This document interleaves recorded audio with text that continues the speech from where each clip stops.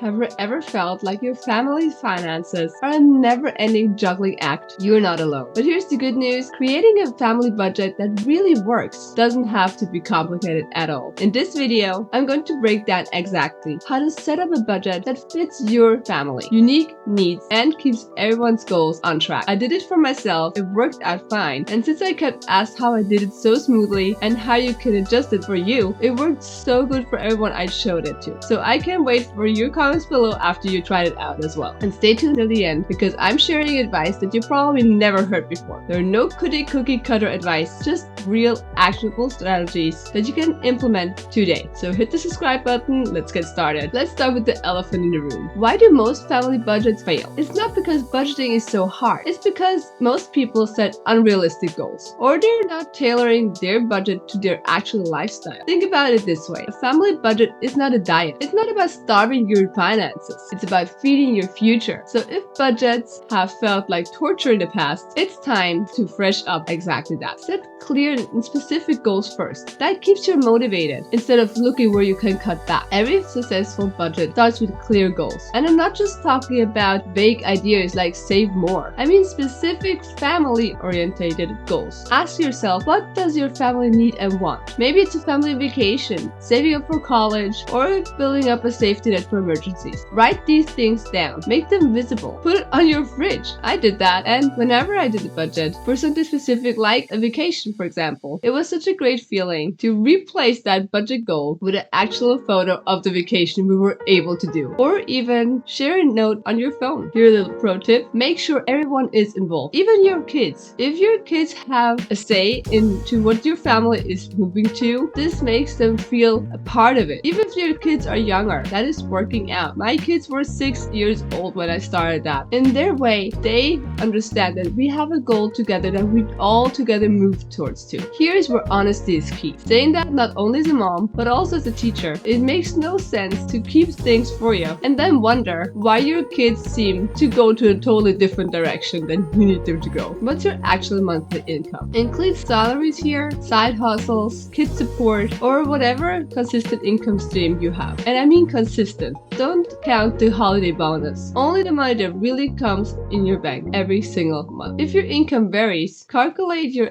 average base on the last 6 months. It's better to underestimate than overestimate what you're getting in. This step is like pulling back the curtains on your financial habits. Track every single dollar you're spending. Look if you find an app that you feel comfortable using too, because it makes no sense to complicate things here. I'm all about simplifying things. So are there categories where you're consistently overspending for no reason? Maybe subscriptions you really don't use, impulse buys at the supermarket because it's your turn at the cashier. And look what your biggest expenses are and break down those categories. And then when you know where your money is going, it's time to divide your spending in categories. I'm going to show you in a minute why that's so important. Common categories include housing, groceries, transportation, childcare, and savings. Don't forget to include fun money here. Every budget needs a little bit of breathing time. Here's a surprising tip too. Create a puffer. Make an extra category for unexpected expenses. It's a last minute birthday gift, unexpected school fee. This helps you that your budget is not going off the trail. And do that month after month. And there was almost something every single month in the last year. And each time I'm like, oh, good that I had a puffer for that. Don't just use the 70-20-10 rule that you might have heard, but customize it. I'm going to explain in a second. You probably also heard the 50-20-30 rule, but for families, I prefer more flexibility. So the 70-20-10 rule here, funny names, huh? But here's how it works. 70% is for your needs. Housing, food, transportation, 20% for your saving, and 10% for your wants. You can adjust it however you need it, but make sure it fits to you and your family. The key here is balance and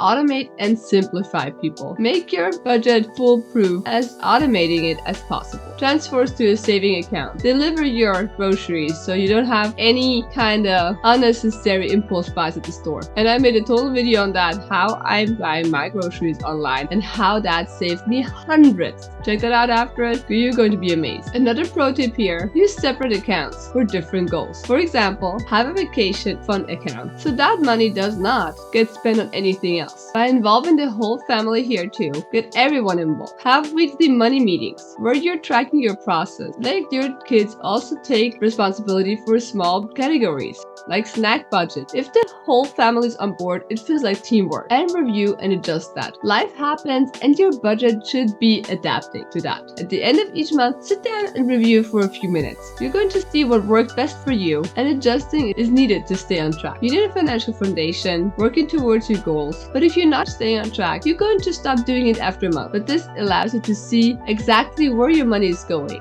rather than impulsive buys that you don't even really need. One of the biggest reasons why it's so important to adjust your budget, because it adjusts to prevent from accumulation. From tracking and planning, you're more likely to live within your needs and avoid taking unnecessary debt as well.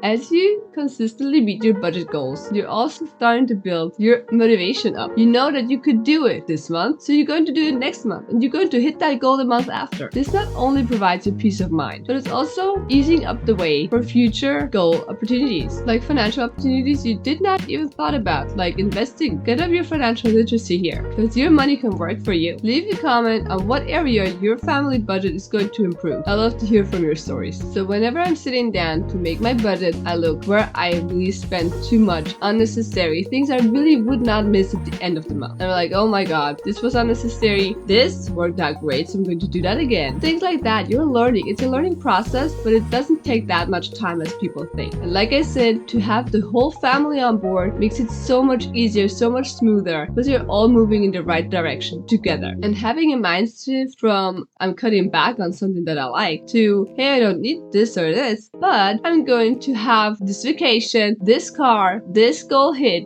whatever it is, that's boosting you so much up. So after this video, I want to look up apps that can help you track your budget. Make sure you're starting right away. Why waiting another week or another day? I'm sure you have some goals that you just thought about while you watch this video. Things that you wanted to do, things that you would like to have, things that you would like to be able to have the money for. So make sure you grab your phone, grab a notebook, make notes, and find an app also that helps you to do that. Get your family on board and start. It's all about that. Starting and reviewing does not take that long. I promise. I do it maybe 20 minutes after a whole month, and then maybe another 20 minutes to talk with my family how we're going to do better next month, or what else my family sometimes has different ideas than I would have had. My kids, for example, they put a jar right in the entry of our home, and whenever they're like going out, they have like a little bit money for a snack in school, which they don't even need because they've full packed with things I gave them already for their snack time. And whenever they come back and they have something left, they put it in a jar. Last month it was over $60 just like that, and they were so impressed how much they could help to get these goals work. And I am always so impressed